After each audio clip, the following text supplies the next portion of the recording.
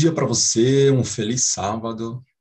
Que bom, que privilégio é para nós, já bem cedinho, podermos ter esse banquete, louvores a Deus, orações intercessoras e a manifestação do Espírito nesse ambiente precioso que nós temos. Quando chegarmos ao templo hoje para adorarmos junto com os irmãos da igreja, já chegaremos diferentes, alimentados. Para você que hoje está assistindo pela primeira vez, ou para você que perdeu a mensagem de ontem, nós vamos dar uma explicação. Foi proposto que ontem e hoje nós apresentássemos uma mensagem que se relacionasse ou que nos desse, que instruísse alguns quanto aos eventos finais, ou que desse explicação quanto a alguns termos usados pelos adventistas do sétimo dia. Os adventistas são aqueles que creem no advento, que esperam o advento do Senhor Jesus Cristo. E existe um glossário aí muito peculiar, muito usado, que quem tem 10, 15 anos, 20 anos de batizado na igreja é conhecedor desses termos, dessas expressões.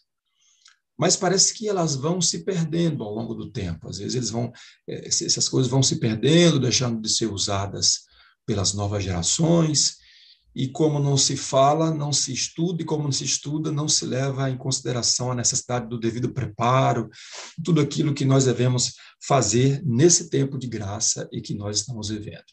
Daí nós iniciamos ontem e apresentamos 10 eventos, 10 acontecimentos preditos na Bíblia, ou comentados, ou anunciados nos escritos de Ellen G. White, nos escritos que nós consideramos sagrados. E também, hoje, nós vamos para a parte final, outros 10 acontecimentos. Vou procurar ser menos prolixo que eu puder e apresentar apenas o conteúdo que tem para ser apresentado.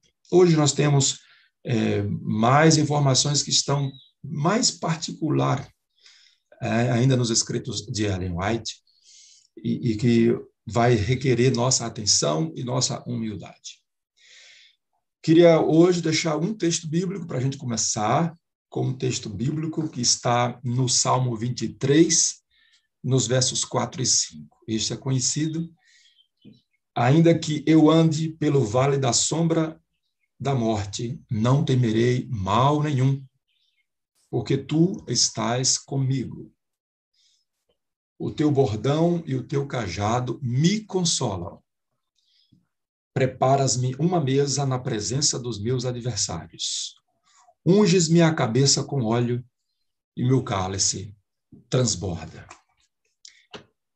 Este salmo, dentre as belas coisas que precisa se dizer sobre ele, está o fato de que ele vai ser muito aplicado no tempo final, especialmente no tempo de angústia pelo qual passará o povo de Deus. E é bom saber que no tempo que estivermos passando pelo vale da sombra e da morte, o Senhor está conosco. E aí é apresentado uma linguagem muito íntima: tu estás comigo. Se o salmo começa falando o Deus colocado na terceira pessoa, o Senhor é meu pastor, nada me falta. Quando chega o momento de falar da maior prova, das dificuldades, do vale da sombra e da morte, ele muda e coloca na segunda pessoa. É uma experiência mais íntima. Quanto mais somos submetidos à prova da fornalha, mais perto está o Senhor de nós e nos garantindo essa maravilhosa certeza de que está conosco nas dificuldades, ungindo nossa cabeça e preparando aí banquetes diante de nossos adversários. Vou compartilhar a tela mais uma vez para vocês acompanharem aí o PowerPoint. E aí podem ficar tranquilos. Se você que está fazendo anotações, a gente vai providenciar uma forma de depois o PowerPoint chegar até você. Vou deixar aqui em modo tela cheia. Muito bem, é a segunda parte desta série de 2 mensagens intitulada Eventos Finais. Nós terminamos ontem falando sobre as pragas. Quando você lê o livro Grande Conflito, você percebe que não é muito certo de que as pragas vêm antes do decreto de morte. Às vezes as pragas vêm durante. Enquanto está acontecendo o decreto de morte, também está acontecendo as pragas, porque nós temos 2 momentos. Primeiro, as pragas vêm para anunciar que a porta da graça se fechou e que Deus derrama a sua taça de ira sobre os ímpios que rejeitaram insistentemente o Espírito Santo. E depois nós temos uma situação de colapso na geologia, na geografia, nas estruturas físicas e sociais do planeta, e por consequência da atuação dos homens malignos de Satanás fazendo terror na terra. Não serão as pragas, serão essas coisas. Vamos explicar aqui para vocês depois. Mas como eu disse ontem, é possível que eu não acerte a sequência dos acontecimentos, eles ficam próximos, tem um momento que a gente vai trabalhar com coisas que vão acontecer simultaneamente, outras podem vir antes do que eu estou falando aqui, pode vir depois. O importante é sabermos que há uma linha de acontecimentos e que esses acontecimentos do futuro, eles são um convite para nós revermos a maneira como nós estamos vivendo hoje. E, lógico, nós já apresentamos ontem acontecimentos do passado. Então, hoje, o 11º acontecimento que nós estamos aguardando após o decreto dominical e o surgimento das 7 pragas, é o decreto de morte. E eu coloquei como parêntese, com julgamentos. Até então, o Espírito Santo ainda vai estar na terra, ainda será possível conversão, inclusive nos tribunais, por meio de testemunhos dos fiéis, advogados, juízes, estadistas, e as pessoas em comum ainda vão se converter. Então, alguns filhos de Deus terão que morrer para a glória do Senhor, para que Deus seja glorificado pelo testemunho daqueles que, em face da morte, não amaram a sua própria vida, e eles vão, sim, ser presos e mortos. Mas esses julgamentos, essas mortes serão mediante julgamentos. Haverá todo o procedimento, investigação, julgamento e morte de alguns. Então, eu costumo dizer para os meus jovens, prepare-se para morrer por Jesus. Quem aqui está pronto para morrer por Jesus? Quero começar fazendo isso. O decreto vai exigir um tipo de fé desse, como dos apóstolos e tantos outros, que não amarão a vida e estão prontos a entregar a sua vida para Jesus, para não negar Jesus. E o decreto será por causa da controvérsia entre domingo e sábado. Veja o que está em Apocalipse 13, versículo 15. É um capítulo que nós precisamos estar em estudo constantemente e compreendendo. Há até um livro publicado pela Casa Publicadora Brasileira, acho que é O Último Império, esqueci o nome do livro aqui agora, que faz um estudo detalhado de Apocalipse 13. Vamos ler o texto. Ele foi concedido poder para dar vida à imagem da besta, isso referendo à segunda besta, para que também a imagem da besta falasse e fizesse morrer todos os que não adorassem a imagem da besta. Então, quem não adorar a imagem da besta será morto, haverá, portanto, esse decreto de morte. No livro Eventos Finais, há uma explicação melhor sobre isso. Assim como Nabucodonosor, rei da Babilônia, promulgou um decreto de que todos os que não se prostrassem e adorassem essa imagem seriam mortos, também será feita uma proclamação de que todos os que não reverenciarem a instituição do domingo serão punidos com prisão e morte. Então, está aí. E ela ainda diz mais no Grande Conflito, 1592, os que honram o sábado bíblico serão denunciados como inimigos da lei e da ordem, como que a derribar as restrições morais da sociedade, causando anarquia e corrupção e atraindo o juízo de Deus sobre a terra. Então, todas as pragas, todas as convulsões pelas quais a terra vai estar passando, e isso será visto como um castigo por causa dos guardadores do sábado que vão deixar de guardar o domingo, não vão obedecer à ordem estadual de guardar o domingo. Então, veja o que diz: declarar-se-á que seus conscienciosos escrúpulos são teimosia, obstinação e desdém à autoridade. Estão afrontando as autoridades. Serão acusados de deslealdade para com o governo. Por isso que serão levados aos tribunais, às CPIs, e serão mortos, condenados e mortos. Muitos deles. Agora, depois disso, nós vamos ter um tempo, alguns vão morrer, alguns vão sendo salvos, a porta da graça vai se fechando gradativamente, porém, haverá salvação. Mas chegará um tempo em que acontecerá o fechamento da porta da graça. É um termo muito nosso, muito interno, mas, na verdade, esse termo significa o fim do tempo da graça, o tempo em que Jesus encerra a sua obra de intercessão pelo pecador e não tem mais salvação. Quando se encerrar a mensagem do terceiro anjo, que nós falamos ontem, o alto clamor, a misericórdia não mais pleiteará em favor dos culpados habitantes da terra. O povo de Deus terá cumprido a sua obra. Recebeu a chuva serôdia, o refrigério pela presença do Senhor, e acha-se preparado para a hora probante que diante dele está.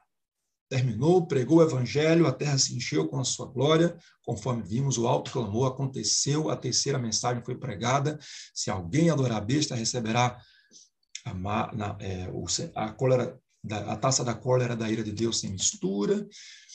Muitos que são convertidos, vimos lá, milhares de conversos em um só dia, em uma pregação, haverá um grande movimento de conversão à verdade. Mas, enquanto isso, o diabo está fazendo as suas obras, o povo de Deus sendo morto, alguns sendo julgados, presos, muitos na prisão ou sendo mortos, mas o evangelho sendo pregado, ainda há uma conversão. Porém, chega um tempo em que vai encerrar esta obra da pregação do evangelho, portanto, o povo terá cumprido o seu trabalho e agora está preparado para a hora probante que virá. Então, acontece isso. Cessa, então, Jesus de interceder no santuário celestial. Levanta as mãos e com grande voz diz: está feito. E toda a hoste angélica depõe suas coroas ao fazer ele o solene aviso, que diz: quem é injusto, faça injustiça ainda. E quem está sujo, suje-se ainda. E quem é justo, faça justiça ainda. E quem é santo, seja santificado ainda. Esse texto diz que chegará o tempo em que não será possível mais alterar o destino do pecador na terra. Nada mais poderá ser feito. Quem estava na condição de perdido, permanece perdido. Quem estava na condição de salvo, permanece salvo. Cristo já determinou, já tem a lista dos que são salvos, dos que serão buscados, quem são os eleitos. E já tem também a lista dos que são os derrotados. Nada mais é alterado. Então, fecha a porta da graça. Se encerrou a oportunidade de salvação para os habitantes da terra. Assim, portanto, vem a retirada do Espírito Santo. Quando não tem mais obra para convencer, não tem mais necessidade, não tem mais esperança de salvação para aqueles que, de maneira obstinada, rejeitaram definitivamente a obra de Deus. Desculpem. Então, o Espírito Santo deixará de atuar fazendo a sua obra que fez até então, de convencer o mundo do pecado, da justiça e do juízo. Então, deixando ele, Cristo, o santuário, as trevas cobrem os habitantes da terra. Removeu-se a restrição que estivera sobre os ímpios. E Satanás tem domínio completo sobre os que finalmente se encontram impenitentes. Os ímpios passaram os limites de seu tempo de graça. E o Espírito de Deus, persistentemente resistido, foi, por fim, retirado. E qual a consequência disso? Porque hoje o Espírito Santo põe freio. Mesmo você vendo a manifestação de Satanás no semblante e nas ações, e muitos homens hoje, nas assembleias, nos congressos, nas cortes, você ainda tem o refrear do Espírito Santo na própria sociedade, que diz não, que clama por valores, por justiça, que falam, que buscam por Deus.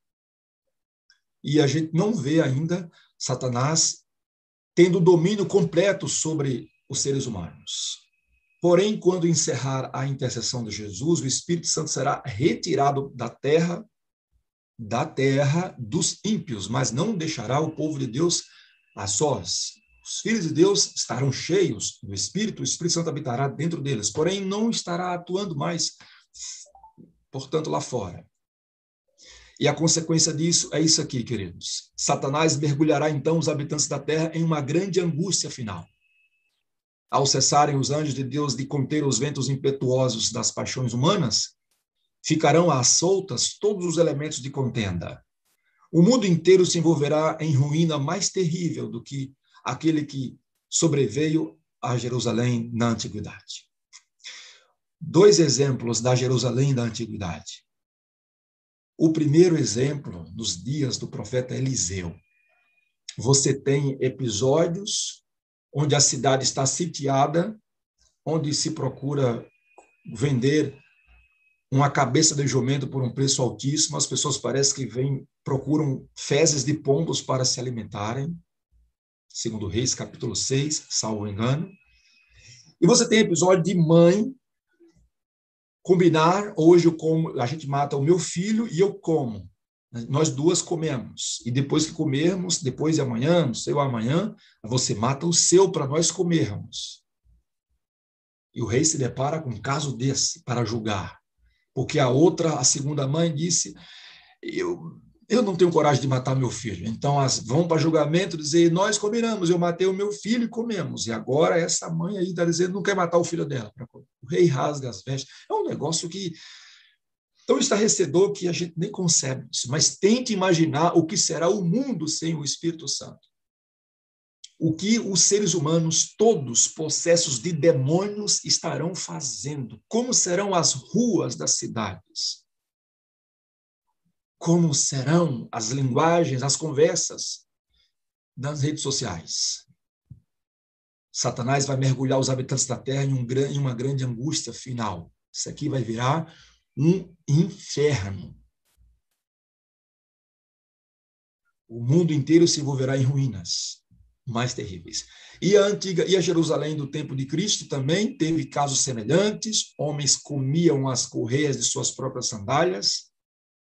Pai matava os filhos, filho matava os pais. Satanás reinando absolutamente sem detença no coração das pessoas. Então, nesse contexto, nesse colapso, nessa desordem, nessa angústia, então virá o segundo decreto de morte, e aqui eu não coloquei em parêntese que será mediante tribunal, não será mediante julgamentos. Instigados por Satanás, os transgressores da lei acusarão os guardadores do sábado de causadores dos desastres no planeta. Porque virão muitos acontecimentos sobrenaturais, além destes fenômenos sociais que aqui referimos. É importante destacar que quem fará isso agora são os protestantes apóstatas. São os que eram protestantes, que rejeitaram a guarda da lei, que vão se unir ao catolicismo, ao espiritismo, para forçarem o Estado a obedecerem ou a fazerem o decreto de morte e de perseguição aos guardadores do sábado. Então, são esses evangélicos, vamos dizer assim, que estarão unidos, formando um grande movimento de ataque aos guardadores do sábado. Então, instigados por Satanás, esses transgressores da lei vão acusar os guardadores do sábado de serem os causadores dos desastres no planeta. E a minoria que estará guardando o sábado será objeto de ódio universal. se existirá um povo odiado na terra, esse povo será os que guardam o sábado bíblico. Então, no grande conflito, está escrito na página 615, insisticiar em que os poucos que permanecem em oposição a uma instituição da igreja e lei do Estado não devem ser tolerados. Está se falando muito de tolerância, vai chegar o dia que eles não vão mais poder tolerar os que guardam o sábado. Que é melhor que eles sofram, esses guardadores do sábado, do que nações inteiras sejam lançadas em confusão e ilegalidade. Imagine o terror que veio na França, quando as Bíblias foram queimadas, quando a deusa da razão foi instituída como a única Deus, o único Deus que deveria ser reverenciado. E o Deus da Bíblia foi expulso. Creio que possivelmente também, além da obra de Satanás, mas em parte por causa do falso Deus que foi apresentado pela igreja da Idade Média, da época. Então, esse argumento de que os guardadores do sábado não devem ser tolerados, porque eles estão fazendo mal, melhor que sejam eliminados eles, que são poucos, do que sejam eliminados as nações inteiras, esse argumento parecerá conclusivo. E expedir-se-á, por fim, um decreto contra os que santificam o sábado do quarto mandamento, denunciando-os como merecedores do mais severo castigo. E agora veja, e dando ao povo em geral, ao povo, liberdade para, depois de certo tempo, matá-los. Aqui não é uma morte em cadeira elétrica, não é morte por espada, não é morte com tiro na cabeça, não é morte, sei lá, por afogamento, por meio da instituição mediante julgamento. Aqui é morte da forma mais vil. Será considerado um prêmio quem matar um parente, como foi na Idade Média. Então, os vizinhos vão atacar. Os crentes vão vir para matar. Então, esse decreto de morte, ele é vil, ele não passa por tribunais, não passa por julgamento, e toda vez que alguém... Esse é um guardador de sábado? Mate, pronto, pode matar e largar aí, deixa os cachorros comerem. Então, será algo terrível. Tudo isso espera o mundo quando o Espírito de Deus for retirado e quando Cristo já não mais estiver intercedendo pelo pecador no santuário celestial. Por isso que está revelado que algumas pessoas serão levadas para a sepultura antes, porque não suportarão isso. Quem suportará, eu não sei. É para a gente pensar, não é para ficar apavorado, mas a gente olhar para o Salmo 23 e saber que ainda que eu ande pelo vale da sombra da morte, eu não temerei, porque Deus está comigo. E é bem importante você pensar nisso. E o Senhor prepara uma mesa na presença dos meus adversários. É nesse tempo que acontece definitivamente a fuga das cidades e vilas. Quando o decreto promulgado pelos vários governantes da cristandade contra os observadores do sábado, dos mandamentos, lhes retirar a proteção do governo, abandonando-os aos que lhes desejam a destruição, o povo de Deus fugirá das cidades e vilas e reunir-se-á em grupos, habitando nos lugares mais desertos e solitários. Aí que nós falamos, aprender como os desbravadores, viver tempos não vividos, sem geladeira, sem armário, sem celular, sem Wi-Fi, sem protetor solar, sem desodorantes, sem pasta de dentes, sem escovas, sem salão de beleza, sem corte de cabelo. Não sabemos quanto tempo isso dura, se 1 ano, se 2, se alguns meses. É certo que é rápido, a Bíblia diz que será rápido, será em pouco tempo. Se aqueles dias não fossem abreviados, poucos restariam. Mas a verdade é que o povo de Deus vai viver assim, reunidos em grupos, habitando nos lugares mais desertos e solitários.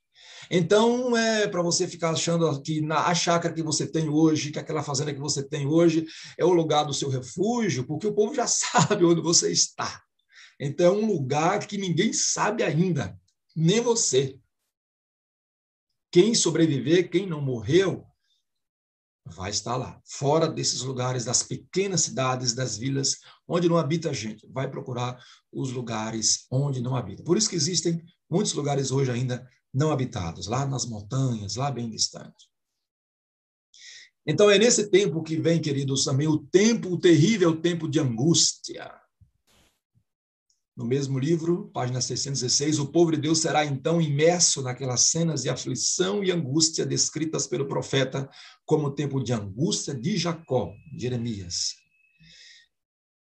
A Bíblia diz em Daniel, e haverá tempo de angústia como nunca houve, desde que existem nações até aquele tempo. Mas naquele tempo o povo de Deus será salvo. Que povo? Todo aquele que for achado escrito no livro. E o nome é escrito no livro quando eu me entrego para Jesus e sou batizado e minha vida é entregue totalmente a Ele. Então tem uma foto aí, uma imagem que descreve as muitas coisas que acontecerão nesse tempo, muita destruição, fenômenos sobrenaturais acontecendo. O mundo vai entrar em terrível colapso. Satanás fará coisas terríveis porque o Espírito Santo não estará mais agindo aqui e o planeta será entregue às ações e satisfações de Satanás e dos seus seguidores. Então, o mundo estará mergulhado no tempo de angústia, e aqui eu quero que você pense algumas coisas a considerarmos sobre o tempo de angústia que está lá no futuro, mas que é tempo de a gente refletir algumas coisas que devem acontecer. Primeiro, é bom lembrar, naquele tempo de provações, toda alma deverá por si mesma estar em pé perante Deus. É aí, nessa página, que tem uma declaração que alguns fazem confusão, é dito que Cristo não estará mais intercedendo e os servos de Deus terão que viver nesse tempo sem intercessor. Mas vejam, não é que eles não dependem de um Salvador, é que não tem mais a obra de intercessão no santuário. Eles já estarão salvos, selados. Então, não haverá um tempo em que nós estaremos numa condição de santidade que não precisamos mais de Jesus como nosso Salvador. Está dizendo que haverá um tempo que viveremos sem o intercessor, porque Cristo já encerrou a sua obra de mediação e intercessão no santuário celestial. Então, nesse tempo de provação, toda alma deverá por si mesma estar em pé perante Deus, por si mesmo. Não depende mais do pai, nem da mãe, nem do pastor, nem da comissão da igreja. É o caráter formado, e eu sou como Elias, eu sou como Enoque, sem comissão. Quando não tem ninguém me olhando, eu sou crente. Quando eu sou o único adventista, eu sou o único cristão no meu país, com meus amigos da Tunísia, que o pastor Gilberto me informou que existem 30 cristãos lá que ouvem a meditação que eu gravo aqui. 30, se eu sou apenas um, meus queridos aí que estão na Itália, alguns que vivem na janela 1040, alguns que vivem em algumas regiões dos Estados Unidos, a parte da Europa, da Ásia. Se você é o único adventista, ou o único adventista que eu falo aqui, não é os adventistas mesmo da igreja adventista que espera o advento de Jesus. Se você é o único, mas você é fiel, aí você está em pé perante Deus. E Deus tem muitos deles, muitos que não são membros batizados na igreja adventista do sétimo dia, mas que são fiéis ao Senhor, que creem em Jesus Cristo, que o tem como seu Salvador, e de acordo com a luz que tem, vivem em fidelidade a Deus, e Deus vai reconhecer essas pessoas e vai colocá-los na lista dos salvos. Então estarão em pé diante de Deus. O que mais considerar no tempo da angústia que virá? Devemos procurar tornar-nos perfeitos em Cristo agora. Esse é o tempo para o desenvolvimento do caráter. E eu encontrei essa frase ali na página 623. Devemos procurar tornar-nos perfeitos em Cristo. Sede perfeitos como perfeito é vosso Pai Celeste. Perfeição em amor, perfeição em obediência. Não que a obediência é infalível, mas viver com a disposição de ser obediente, sincero e honesto diante do Senhor. O tempo de angústia é uma prova terrível para o povo de Deus. É, porém, ocasião de todo verdadeiro crente olhar para cima e, pela fé, verá o arco da promessa circuncidando, página 633. Você, no tempo da angústia, não poderá esquecer de que Deus está bem perto de você. Agora, olha que coisa linda tem aqui. É importante isso aqui, demais. Alguns são assaltados ao fugirem das cidades e vilas. Mas as espadas contra eles levantadas se quebram e caem tão impotentes como a palha, glória a Deus. Outros são defendidos por anjos, sob a forma de guerreiros. Quando vier aquele segundo decreto de morte, para que todo mundo possa matar quem quiser matar, já não haverá mais morte. Por quê? Por uma razão simples. Não tem mais Espírito Santo atuando para convencer do pecado, não haverá mais conversão, não há mais salvação de ninguém. Os mártires não iriam mais glorificar a Jesus por sua morte. O sangue do mártir seria uma honra ao príncipe das trevas. Então, não haverá mais interesse da parte de Deus, do céu, que morra alguém para a glória de Deus. Então, não será mais permitido matar, ninguém morre mais. Dos salvos, os justos não morrem mais. Então, no tempo que eles estiverem fugindo, ou quando estiverem lá no seu local, nos locais solitários, se forem achados por um exército, não sei o quê, por alguns bandidos que vão chegar lá, não matam mais, a espada não terá poder. Ellen White falou do tempo da espada, mas talvez reatualizemos aqui a linguagem, o revólver, a arma, a faca não terão mais poder para matar os fiéis. Serão guardados. Recomendo outra vez o filme A Última Batalha. Ali tem cenas bem interessantes ali descritas. Eu gosto. A cena do anjo lá debaixo da chuva é forte, é maravilhoso aquilo lá. O pão sendo quebrado com a mão. Vamos caminhando para a parte final. E aí nós esperamos o quê? É no tempo da angústia, até o tempo da angústia que vem Jesus. Só um detalhe importante que eu fiz a pergunta. Se não tem mais o que ser feito, quem está salvo já está salvo, por que ainda os salvos experimentam o tempo de angústia? Para melhor ainda desenvolver a fé no Senhor, para eles estarem mais desejosos da vinda do Senhor. Será algo muito lindo também. A angústia terá, portanto, um propósito. E ali eu recomendo, inclusive, essas páginas, essa leitura a partir da página 615 do livro Grande Conflito, ali até a página 633, 660, muita coisa preciosa para vocês lerem, ali sobre o orar, né? Eu lembrei muito aqui do nosso programa, do orar mais tempo. Ali ela fala para nós aprendermos a orar mais tempo, como Jacó, que lutou com Deus, que orou a noite inteira. E ali é feita uma observação, quão pouco sabem o que é lutar com Deus. É gente agarrar a Deus e dizer assim, eu só te deixo quando o Senhor me abençoar. Eu quero uma mudança, eu quero ser um novo ser, uma nova criatura. Você tem que ter a sua noite no Vale do Jaboque para você mudar definitivamente, parar definitivamente suas coisas, seu modo de viver como você viveu. Você viveu como Jacó até aqui, errando, enganando. Tem que ter um dia, ainda que seja 20 anos depois, tem que ter um dia para você ter sua noite de luta com o Senhor. Então é tempo de aprender a orar com Deus, mas mesmo assim virá a angústia de Jacó.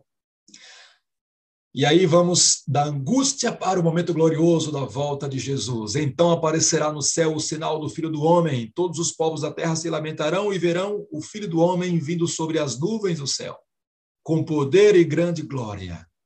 E ele enviará os seus anjos com grande som de trombeta, os quais reunirão os seus escolhidos dos quatro ventos de uma extremidade à outra, de uma a outra extremidade dos céus. Eu dei ênfase aqui no escolhidos para lembrar que Jesus vem buscar os escolhidos, os salvos, não vem salvar mais ninguém.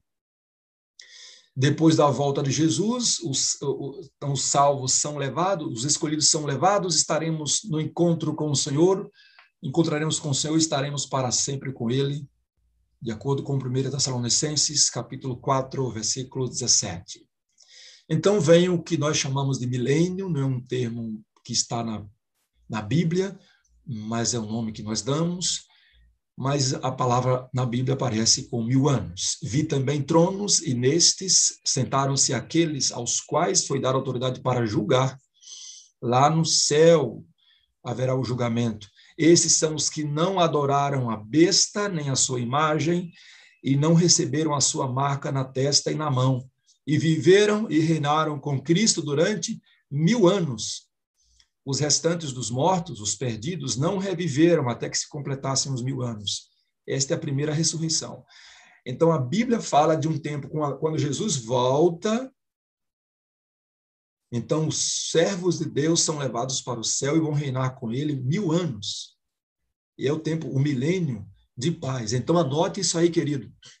Nós cremos que o milênio não é antes da volta de Jesus. Existem algumas religiões cristãs que pregam que haverá um tempo de paz, 1000 anos de paz na terra para depois Cristo voltar. Isso é falso. O verdadeiro é Cristo volta no tempo de convulsão da terra, não haverá paz. O mundo vai estar em calamidades. Os filhos de Deus que sobreviveram estarão nas montanhas, nos lugares desertos, experimentando a angústia, a terra em colapso, e Cristo volta nesse contexto, nessa realidade. E aí são levados para o encontro do Senhor. É o único arrebatamento que bíblico, o verdadeiro arrebatamento que acontece é esse. É quando acontece o arrebatamento. 1 Tessalonicenses 4, 16, 17, fala que seremos arrebatados juntamente com os mortos que morreram na fé.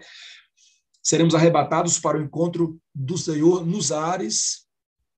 E aí vamos passar 1000 anos reinando, estudando cada caso, entendendo por que aqueles que se perderam, e por aqueles que se salvaram, se salvaram. Vamos entender mais sobre a maneira de julgar, vamos compreender mais sobre o plano da salvação, vamos entender mais tudo que Cristo passou, que o céu passou e investiu pela nossa salvação. Certo? Então, 1000 anos, o milênio é um tempo que vem após a volta de Jesus. Depois nós temos, penúltimo aqui, o julgamento e a condenação dos ímpios. A Bíblia diz que ao fim do... Aqui não é a Bíblia, é o livro Grande Conflito. Ao fim dos 1000 anos, Cristo volta novamente à terra. É acompanhado pelo exército dos remidos. Quero incluir eu e você pela graça, amém? Diga aí amém, eu quero estar entre os escolhidos, entre os remidos. Um exército dos remidos e seguido por um cortejo de anjos. Descendo com grande majestade, ordena aos ímpios mortos que ressuscitem para receber a condenação. Eles morreram na segunda vinda de Jesus e agora ressuscitam na terceira vinda de Jesus, no fim do milênio. Agora, Cristo de novo aparece à vista de seus inimigos. Muito acima da cidade, sobre um fundamento de ouro polido, está um trono alto e sublime. Sobre este trono assenta-se o Filho de Deus, e em redor dele estão os súditos do seu reino. Os salvos estão ali, milhões ou bilhões de salvos. Estou na página 665 do Grande Conflito. E o que mais acontece? Logo que se abrem, aí são abertos os livros dos registros da vida dos ímpios. E ao olhar, e aí quando são abertos esses livros, o olhar de Jesus incide sobre os ímpios. Eles se tornam cônscios de todo o pecado cometido. Eles veem exatamente onde seus pés se desviaram do caminho da pureza e santidade. Precisamente até onde o orgulho e rebelião os levaram na violação da lei de Deus. As sedutoras tentações que incentivaram na condescendência com o pecado, as bênçãos que foram pervertidas, os mensageiros de Deus que foram desprezados, as advertências rejeitadas, tudo aparece agora como escrito com letras de fogo. Os ímpios saberão por que se perderam. Eles vão ver onde erraram. Jesus mostra tudo para eles. A cena, são várias páginas que descrevem esse momento aqui, queridos, que eu não tenho como compartilhar aqui. Vocês recomendo, portanto, a leitura. E eu trouxe aqui um pedaço, né? Esse parágrafo sobre isso. E isso dura tempo. Eles vão vendo como em forma de telão a vida de cada um deles, de Herodes, todos, em tudo que fizeram, todas as oportunidades rejeitadas. Até que eles, por algum momento, eles se rendem, se curvam e declaram: justos e verdadeiros são os teus caminhos, ó Rei das nações. Mas, por um instante, Satanás, então, levanta outra vez e diz que foi ele, Satanás, quem ressuscitou os ímpios, e agora faz o comando para que vão tomar e se marchem para tomar a cidade santa. Marcharam, então, pela superfície da terra e cercaram o acampamento dos santos e a cidade amada. Porém, desceu fogo do céu e os consumiu, diz em Apocalipse 20, verso 9. A superfície da terra, diz Ellen White, parece uma massa fundida, um vasto e fervente lago de fogo. É o tempo do juízo e perdição dos homens maus. Dia da vingança do Senhor, ano de retribuições pela luta de Sião. Isaías 34:8. Os ímpios recebem sua recompensa na terra, diz em Provérbio 11, versículo 31. Não vai para purgatório, não vai para inferno, conforme ensinou o paganismo da idade antiga e média. A Bíblia diz que os ímpios recebem a recompensa na terra. E tem até o ditado popular: aqui se faz, aqui se paga. Então, o destino do perdido é um lago fervente de fogo. Alguns vão queimar por dias. Diz também um grande conflito: vão queimar aí por alguns dias. Outros serão aniquilados instantaneamente. Jesus fala que haverá menos vigor para Sodoma e Gomorra do que para os moradores de Cafarnaum, por exemplo. Então, umas pessoas terão juízo com mais rigor e outras com menos rigor, mas os perdidos serão perdidos. Não queira estar entre os perdidos, queira estar entre os salvos, aceite Jesus como seu Salvador, como Senhor, e viva em retidão, em pureza e em santificação, sem a qual ninguém verá o Senhor. Depois de exterminação do ímpio, então vem finalmente a condição de purificação da terra, e a terra volta à condição do paraíso, como foi criada antes de haver presença do mal, antes de haver o pecado. Vi um novo céu e uma nova terra, porque já o primeiro céu e a primeira terra passaram, aleluia. Apocalipse 21, verso 1. E aí o grande conflito diz aqui: o fogo que consome os ímpios também purifica a terra. Todo vestígio de maldição é removido. Nenhum inferno a arder eternamente conservará perante os resgatados as terríveis consequências do pecado. Não veremos aquilo para sempre. O meu povo habitará em morada de paz. Coloca o fundo musical aí, pastor Edevaldo, Gabriel. O meu povo habitará em morada de paz. E em moradas bem seguras, em lugares quietos de descanso. Isaías 32. Eu acho que eu que tinha que colocar o fundo aqui, né? O grande conflito terminou. Pecado e pecadores não mais existem. Imagine que dia chegará esse dia de podermos declarar isso. O universo inteiro está purificado. Desde o minúsculo átomo até o maior dos mundos. Todas as coisas animadas e inanimadas, em sua serena beleza e perfeito gozo, declaram que Deus é amor. Porque a grande dúvida, ou o pecado começou com esta grande dúvida, com o problema do amor. Primeiro, o amor próprio. O pecado começa com o amor próprio. Outro dia, que tive a oportunidade de pregar, nós vamos falar aqui um pouquinho sobre como deve ser essa nossa visão de amor próprio. Enquanto esse dia não chega, eu vou lembrando que o pecado se originou com a ideia de amor próprio. Eu vou amar a mim mesmo, eu vou adorar a mim mesmo porque eu sou belo, elevou-se o teu coração por causa da tua formosura. E foi levantada a questão: Deus é tirano, Deus não é amor. Uma lei regida, um universo regido pela lei do amor não dá certo. Deus não é amor. Então, todo o plano da redenção se desenvolve para provar que Deus é amor. Quando tudo terminar, a mensagem que o universo inteiro precisa ouvir, desde o minúsculo átomo até o maior dos mundos, todos os seres animados e inanimados, é: Deus é amor. Você precisa dizer isso hoje. Deus é amor. Tem até uma igreja com esse nome: Deus é amor. Sim, Deus é amor. E esse amor não é amor que cobre pecado não confessado, que inocenta culpado. Esse amor é o amor que perdoa aquele que confessa. É o amor que não vê o pecador ir longe demais, que não possa voltar para ser trazido à condição de purificado, de perdoado, de lavado. Tempo estourado, mas chegará o dia, queridos. Vamos anotar essas coisas, vamos prosseguir em santidade, em santo procedimento e piedade, aguardando o dia de Deus. Deixei aqui a recomendação para os amigos queridos que não são adventistas, que são de outra denominação. Este livro, O Grande Conflito, ele é um livro que tem quase 700 páginas, mas deve ser nosso livro de cabeceira, tem várias versões, tem ele condensado.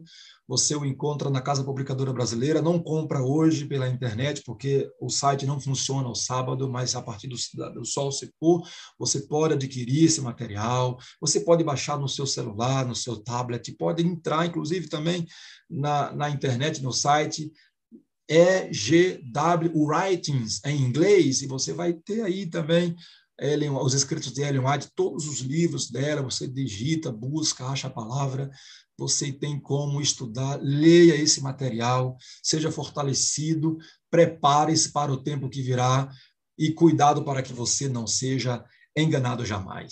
6h29, eu acho que eu falei mais quase 1h, 45 minutos de novo, mas terminamos, ufa, aleluia, apresentamos nesses 2 seminários 20 acontecimentos que marcam o fim do tempo, desde 1755 até o dia em que todo mundo vai declarar que Deus é amor. Por hoje, é isso, meu querido pastor Adevaldo e meus queridos irmãos. Sejamos santos. Sim. Jesus disse que a quem muito foi dado, muito será exigido. Muito.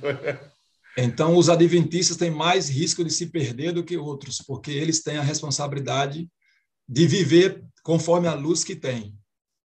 E também socorrer muita gente, ensinar muita gente. Por isso que os adventistas não estão em posição de superioridade, estão em situação de responsabilidade. Na mensagem de ontem, eu lembrei isso, mostrei um texto da Ellen White que fala que Deus tirou o povo da pedreira do mundo, né, para preparar o mundo com a mensagem da volta de Jesus. Então, qual a diferença em ser adventista e não ser adventista? A salvação está em toda e qualquer religião, todos que creem em Jesus Cristo poderão ser salvos. Mas qual então, a diferença e por que ser um adventista?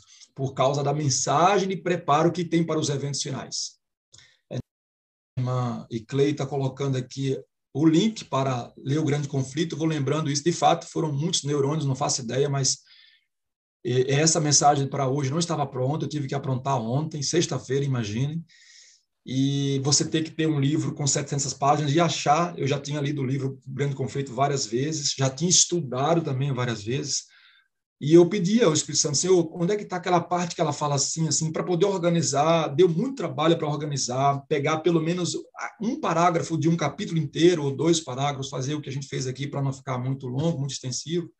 Deu muito trabalho, inclusive quando eu acordei hoje, eu tinha eliminado um tema aí, porque desapareceu um texto que eu tinha em mente, tinha lido no livro, sublinhei, mas não tinha achado. Eu fui dormir, deixei na mão do Espírito Santo. Quando levantei hoje, 5 e pouco, que eu peguei o livro para ver uma outra coisa, abri exatamente onde estava marcado e foi possível acrescentar aqui aquela informação sobre a saída das cidades, né? O tempo da saída das cidades e das vilas, e também aquele texto que a espada será como palha, que coisa maravilhosa, no decreto. Então, assim, Deus guiou, e conforme você disse, foi o Espírito Santo que guiou, e a glória somente é dele, esse pobre ser, esse pobre mortal aqui conseguiu a misericórdia do Senhor. Obrigado pela atenção de todos e vamos avante. Então, quero dizer isso, a irmã Clay colocou o livro, porque não é para você, eu vou disponibilizar o PowerPoint, mas não se contente em apenas ver o PowerPoint, você tem que realmente estudar. E quando lê o livro, digo, eu consegui ler o livro. Não, esqueça esse negócio, você vai ler 1000 vezes e ainda não será suficiente. Você tem que ler, porque cada parágrafo do Grande Conflito é ouro, então você tem que ler aquilo ali, parar, marcar, deixar, porque quando você for embora para o deserto, você não vai ter o Grande Conflito na mão, mas tem que lembrar daquelas coisas assim, saber como proceder hoje. O mais importante é que a angústia que virá vai exigir uma fé como aço, e você precisa estar com sua fé firmada no Senhor hoje, está aprendendo a viver sem vaidades hoje. Já pensou a vida sem as maquiagens, sem o salão de beleza, como eu falei aqui, a pessoa eu sem meu celular, eu não vivo sem celular. Imagine que uma das angústias será viver sem celular. Mas Deus vai preparar tudo, né, pastorzão? Deus vai preparar pois tudo. É, já vou para o céu, indo para a glória. Amém, eu quero mandar aqui, ó, o fofinho e lindinho aqui, Gabriel, mandou uma mensagem para mim no WhatsApp, mas quando eu vim já era, né? Você coloca, fofinho, lindinho. Pois é, era para colocar, preparar o áudio aqui, não coloquei o áudio, mas a gente coloca uma música aí. Vamos colocar, procura uma música aí da Volta de Jesus para a gente terminar. Pastor, vamos colocar um pedacinho de uma música aqui. Aí a gente abaixa lá depois e você termina com oração, tá bom? Isso. O Gabriel vai colocar uma música aqui que tem a ver justamente com essa responsabilidade nossa aí. E uma mensagem dessa aí, a gente tem uma responsabilidade tremenda, né? Então, eu pedi o Gabriel aqui para me ajudar aqui na música, nós já até separamos aí.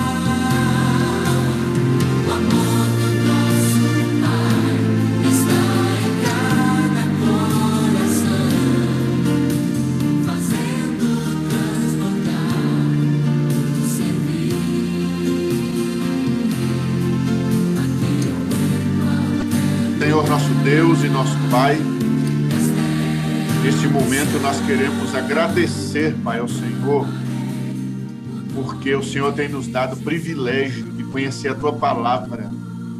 E nós sabemos que a Tua palavra é lâmpada para os nossos pés e luz para os nossos caminhos. Pai querido, obrigado. Obrigado por esse alimento espiritual nesta manhã. Neste momento, Pai, Pastor Moreira, terminar essa mensagem aqui, nos consagrando para o Teu reino. Por favor, Pastor Moreira, interceda por nós diante de Deus. Senhor amado, nós trememos quando vemos a responsabilidade que está sobre nós de viver e pregar essa mensagem, mas nós somos consolados na certeza de que o Senhor está e estará conosco todos os dias até a consumação do céu. Unimos nossa fraqueza com a Tua força. Unimos nossa imperfeição com a Tua perfeição. E entregamos a Ti nosso coração pecador, nosso caráter deformado pelo pecado, para que o Senhor o refaça e restaure em nós a imagem e a semelhança de Jesus. Senhor, não tardará, Cristo virá nos buscar. E eu quero me preparar, eu quero ver Jesus vindo nas nuvens do céu, com minha família, com meus irmãos. E eu te peço que o Senhor faça tudo o que for preciso fazer para que eu e a minha casa sejamos salvos e vivamos no Teu reino. Mas eu quero, acima de tudo também, eu quero também ser usado para ganhar muitas pessoas, para resgatar muitas pessoas. Assim como pessoas foram usadas por Ti para me resgatarem, eu quero ser usado pelo Senhor com minha família para resgatar muitas pessoas, através do meu modo de viver, do meu testemunho, da minha pregação. Usa-me, Senhor. Usa-me em nome de Jesus Cristo. E eu abençoe esses irmãos que estão nos acompanhando nesta hora. Que Teu Espírito se manifeste na vida de todos. Que este sábado mesmo, hoje mesmo, seja um dia de uma mudança. Hoje mesmo seja um dia de muitas pessoas iniciarem estudos bíblicos, ligarem, falarem, olha o que eu descobri, olha o que está acontecendo, vamos nos preparar para a vinda de Jesus, que haja hoje mesmo um grande movimento nessa terra de homens e mulheres buscando pessoas, ganhando almas, resgatando pessoas das da condenação do pecado para viverem na esperança da vida eterna. Esperamos a tua vinda. E enquanto o Senhor não vem, nos ensina a viver em santo procedimento e piedade. Nós te pedimos em nome de Jesus. Amém. Olha aí, eu estou ouvindo o som da música a música Não Tardará. Eu recomendo para você assistir depois, está no YouTube, com Mateus Riso, a versão dessa música Não Tardará. Que coisa linda. Pode ouvir também. E amanhã a gente coloca aí no Salas Conselheiras. Porque agora tem batismo, é isso? Cadê? Tem batismo hoje? Agora nós temos um momento muito especial, viu, pastor? Daqui Moreira. Não sai, daqui ninguém me tira. Olha, tem 3 vagas no Zoom. Quem tiver no YouTube, corre. Nesse momento, 4, 3, ó, fica oscilando. 4 vagas. Tem 4 vagas no Zoom. Vem para cá correndo para a gente assistir o batismo.